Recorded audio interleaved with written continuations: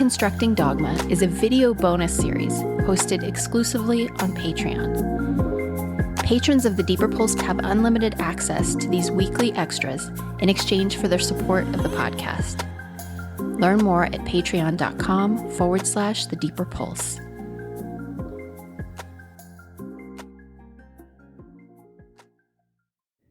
Hi, y'all. I'm still on a production break, so I've decided to roll out another preview of a bonus episode that's available over on Patreon. In Deconstructing Dogma episode number 23, Tracy Stamper and I do a deep dive into the psychological coping mechanism known as dissociation. It's a topic that fascinates us both, given our lived experience of it. And so we spend about 80 minutes or so trading stories and learning from experts in order to better understand and ground our family histories and our New Age culty experiences. Here is just a sample. So today the subject is dissociation. And I don't consider myself an expert on the topic. Are you an expert on the topic, Tracy? Actually, I am. You're going to say that. Perhaps not so much from an academic perspective. And not to toot my own horn, but I have a shitload of experience when it comes to this. I know the ins and outs. I got this topic. Okay. Well, if that's how we're going to define it, then I'm also an expert. So 2 experts on dissociation here today to share our understanding based on personal experience primarily. And then we're actually going to pull from some of the literature around like this. actual experts. Actual experts. So it's sort of like, what's the language around this thing that we're experts of? And then we're reaching out to the actual experts for that language. So we're going to be playing with that a little bit today. And really picking apart how this dissociation, we might talk a little bit about our backgrounds, but like how it shows up in these wellness cultures specifically, and how it's reframed and seen through a different lens and sort of realizations around there's what we thought was happening and there's what was happening. And we're kind of deconstructing that today. So that's kind of where we want to go. Dissociation is really sort of that sensation of being there, but not really being there. It's like a detachment. Some people describe it as an out of body kind of experience, a floating sensation, a detachment from reality, a numbing. It can kind of feel like a numbing, and it generally develops in response to trauma or extreme stress. It's sort of like, you've got fight, flight, fawn, and freeze. It's sort of like a freeze response where we just kind of go offline in order to stay present physically in a situation. So, Tracy, tell us about your relationship with dissociation prior to, all of this around wellness and the org and all that stuff. Like, what's your understanding now that you know how to describe your early in life experiences? What do you think was going on for you as it relates to this?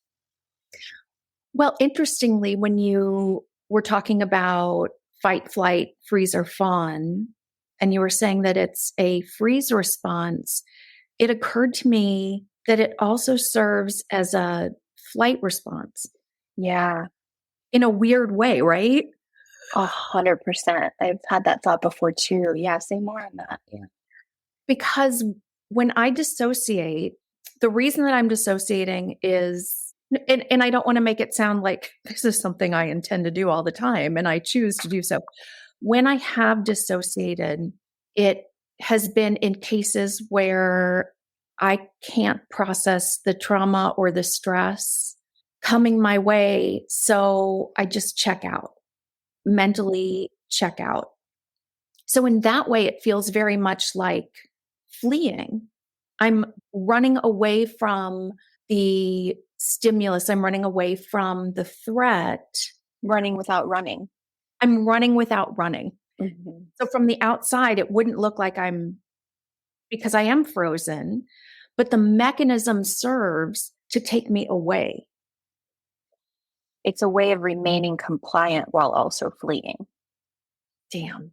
Yeah. Right? Like, I mean, that's at least as I'm hearing you say and relating my own experience to it. Like, that's how it is for me. And when I say compliant, I don't mean like consciously, I need to comply, but like I can stay present in this interaction with the appearance of I haven't gone anywhere. Everything's cool, man. I'm good. Mm-hmm. But I've actually vacated the premises. Candice has left the building. Exactly. Exactly. So I guess I see dissociation as it's not really a clinical problem unless it's causing dysfunction in a way. And I've had many seasons of life where that was the case. And when I was working at the org, I dissociated a lot, which is why it's good I have those journals, because I wouldn't remember a lot of what happened if I didn't have them, because my most visceral memories of being in meetings, like executive team meetings with Marissa, Raul, and Seth, is that floaty sensation, is coming back and leaving, is, holding off a panic attack. And this is the thing I really want to emphasize about how functional it can look. Because I'm a highly functioning person. Whether I came in that way or I was conditioned to be, I don't know, but that's how I roll. And so I was in an executive team meeting and I could say all the things, mouth moving, wheels turning, questions being answered, but I am not there. The program's running and I'm like hovering at the same time. That's not always how it happens, but in those meetings, it would happen a lot because I would get activated and there would be like this sort of intense energy, like, you need to give us the right answer right now. So it's not a total freeze response. You're right. Because I'm really functioning while I'm in it most of the time. Wow. But I'm disconnected from myself. That's really what it is. Like, my needs, my body, my emotions cannot be bothered with all that. Mm-hmm. Must deliver what needs to be delivered in this moment. Like, that was my love language for most of my life, was my ability to do that, sadly. But not sadly, because it was what I needed to do to get to where I am, right? It's like I wasn't broken. I was adapting to unhealthy conditions. Mm-hmm. And then it became a habit. And now I have to unravel it as a habit. And that's where I am as well. Yeah. But it's so interesting because in my more extreme memories of dissociating, which seems like an oxymoron, but I don't recall being in that gauzy space and being able to verbally process. Maybe I have, I don't know. Right. But it's that spectrum you talked about. Exactly. Because if I get to a certain point on it, then I can't. But there's like this sort of functional end of the spectrum. And then there's like complete shutdown end of the spectrum. Yeah. That's interesting. Yeah.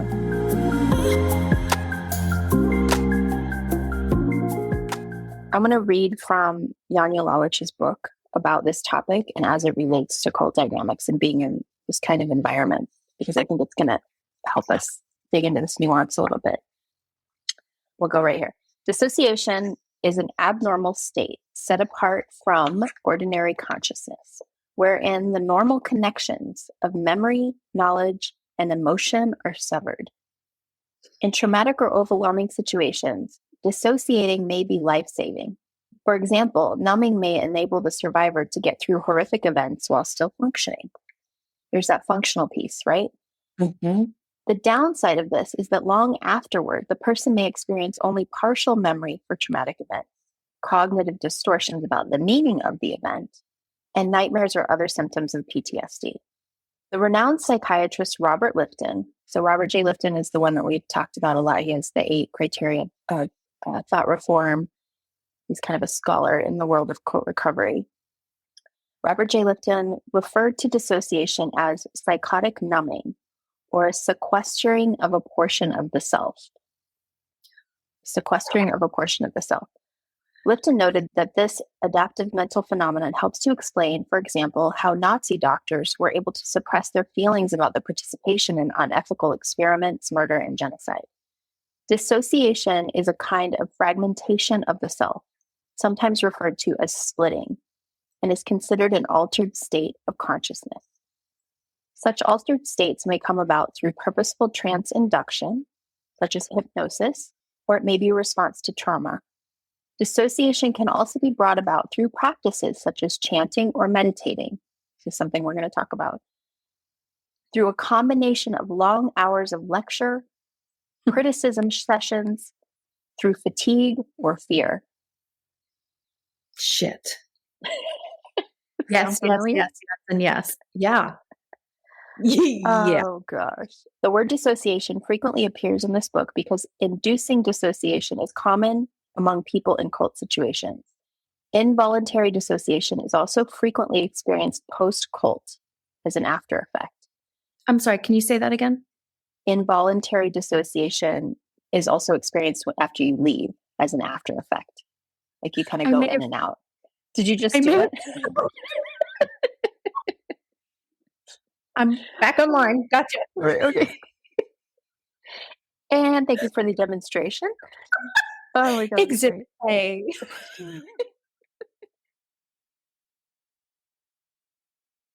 I think the real tricky part is that I feel like I got to a point in my meditative practices where I was really equating dissociation with a meditative state. I thought like, wow, I'm pretty good at this. Not that I was good at meditation. It was difficult for me because, the noise of the mind. But then I was like, oh, I can just hover. Oh, I can just float. I can just distance myself. And then I could get rewarded for being able to sit there in this dissociated state for a long period of time. But it was like actually lifting me up and out and away from. And I wasn't so much witnessing and being mindful of. There's a difference between being mindful and witnessing what you're actually being with, and like floating above it and pretending that it's not even who you are. And I think that happened a lot for me. And that when I was in that place, then I was really suggestible to whatever the word salad. I could make it make sense from up here because it didn't need to make sense. It was just like a way for me to be like, oh, now I'll connect to universal light. And it was like an escape. You're floating. So everything's a little floaty and surreal and gauzy, and which just makes it even more appealing. The fact that it doesn't make sense in a way because it's not of this world. Of course it doesn't make sense. It's not of this world. And maybe there's something to that, but also maybe I'm just telling myself what I want to tell myself so I can stay in this dissociated state. And this, like, I'm not going to listen to the news. I'm not going to watch TV. I'm going to disconnect from everything that is of this world. I'm going to stay in this altered state of transcendence. I'm not so sure it's all that different from just being dissociated. Ooh, I mean, maybe it is for some people, but for me, I don't think it was that different. Shit.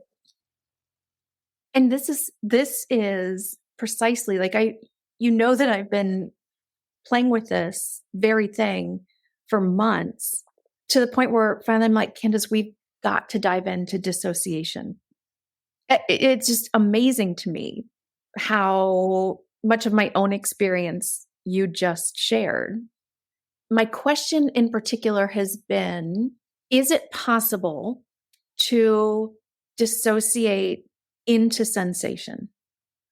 Which seems like kind of a nebulous question. So to make it more tangible and real, in the org, what we spent so much time practicing was being connected to sensation. I remember Raul saying that he had reached a point where he was connected to sensation 100% of the time. So what I believe happened with me is that I came to the org with a history of dissociation, spent time through the practice learning to bring my awareness into my sensation. We were all intentionally honing the skill of returning to interoception again and again and again.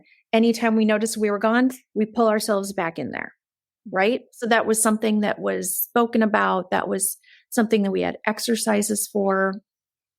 And at the same time, given culty dynamics, there was a lot of strife and anxiety and ickiness that we were experiencing because of interpersonal dynamics. So I believe if it's possible to do this, I believe that I have done it, where I notice impending anxiety and I consciously have made an effort when I notice anxiety to go into sensation.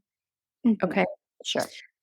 Lately, I've found myself wondering if what I'm doing is simply dissociating, but just doing it deeper into the body instead of going out into the gauzy ethers and the haziness. Maybe I shut out what's just too much to pay attention to and I go deeper in. So maybe it's serving the same function of removing me from what is anxiety provoking. It's just I've gone in a different direction. So it's like the sequestering of self. I think that can look different ways. I think you're right. I think it can be like, I'm going to sequester it by putting it offline, like away from this dysfunction, or by going so far in that no one can find me. I can't be touched. And you're right. I love this insight of yours, Tracy, because it's such a reminder that there's no tool that keeps us away from our humanity and our adaptations. So it's real easy to think like, well, if you just get in the body and you just stay in tune to your sensation, then you won't have to worry about trauma responses. It's like, well, no, because anything can be in service to what we need in order to survive and to thrive in a given situation, whatever it is we need to do.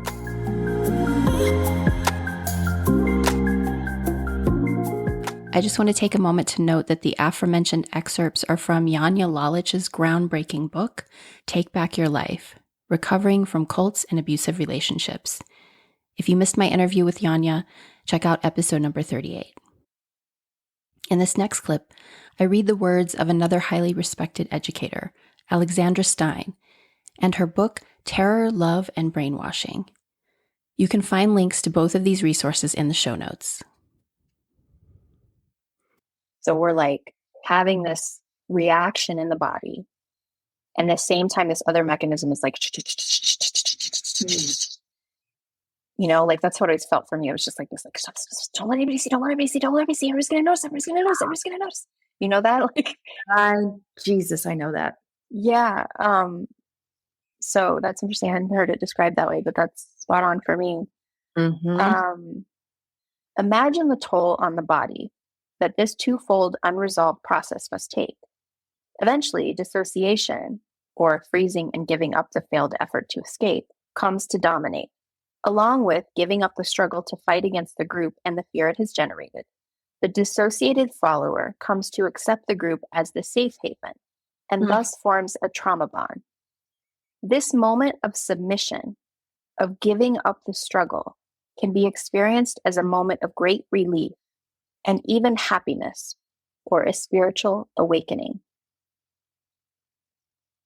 So she gives another example of this, and she talks about a woman who her cult leader has this great authority over her and is basically challenging her right to mothering her child, that she should step away and let the community take over mothering her child. And she has this extreme fight inside of her, of course. And she's in that conflict. And she writes, this mother, I remember at one point saying, I'll do it. And everything got quiet around me. And the noise in my head stopped. And I thought, God, maybe he is right. Inside of me, I thought this quiet or sense of rightness must mean that I'm doing the right thing. And then Alexandra writes, the noise in Clara's head is the hyper arousal of struggling against the leader's demand that she cease caring for her child as a mother. The quiet that follows is the submission, the freezing. Neither fight or flight can work, and her ability to think about what is right has been turned upside down. Giving in, dissociating, and ceasing to think is experienced as a relief. Wow. There's a lot there. That's This is the thing what I was saying in the episode with Monica, and I was like, I really have this issue around like the body is always right.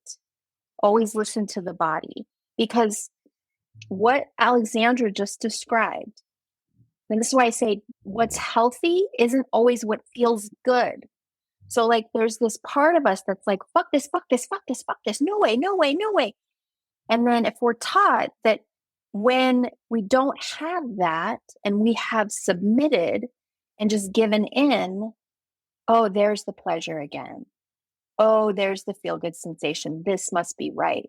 When there's a part of us that's fighting for a reason, that's fighting to be heard, that's saying, no, not this, that's saying, pay attention to me, something isn't right here.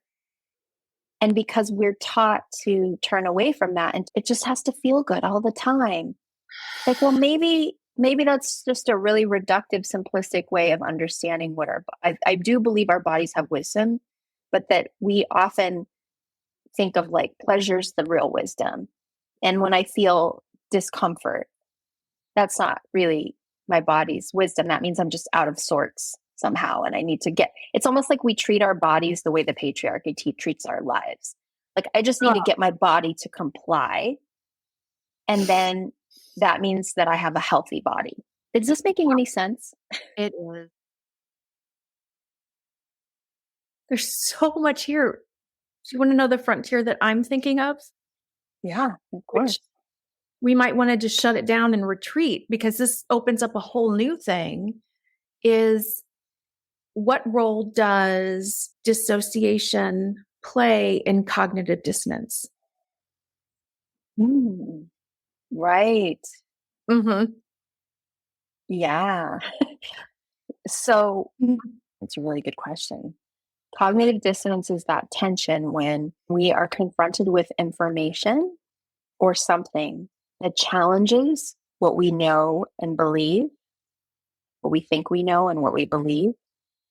And we are faced with a choice to either change that belief or to turn away from that information, basically. So are we going to incorporate that and change what we believe, or are we going to turn away, double down? There's lots of ways it can look. I mean, fight against all the things that we do in order to not have our beliefs challenged. And cognitive dissonance explains why people double down when they're confronted with information that you would think would help them to see. And we'll share with someone and they seem to understand the new information, but because they aren't ready to incorporate that new information into their reality, then they sort of like a rubber band that snaps back into shape. They go back to what they know. And we're like, what even happened? Did they even hear what I said? Right? Like, so the question you're asking, what role does dissociation play in that process? Right? Okay, so in depersonalization, the self seems unreal. In derealization, the world seems unreal. Surroundings may seem lifeless, foggy, distant, or flat. Derealized people may see vibrant auras around inanimate objects. That's interesting. I've never heard that before. That's an explanation. Occasionally, these two can happen at once. So this self isn't real. The world out there isn't real. And I feel like this sort of connects to what we're talking about a little bit, because it's like that information that somebody gave me isn't real. It sort of explains what we've got going on with conspirituality and just conspiracy theories in general, and facts coming in and people being like, facts? Yeah. Or like people getting pulled into these silos of information, misinformation, and then disregarding what's out here and saying that's not real. They're sort of saying like, that's not real. What you're telling me is not real. Yeah. Like that's a form of dissociation. And so, yeah, if there's new information coming in and we experience cognitive dissonance, then if we dissociate in that derealized sense, then yes, absolutely. I think to answer your question, it would be at play in a big way. I don't know. As I said, this is just a sample of a very rich deep dive into this topic. And if you'd like to access the entire conversation, dozens of other Deconstructing Dogma bonus episodes, and a peek behind the scenes of podcast production, check out patreon.com/The Deeper Pulse.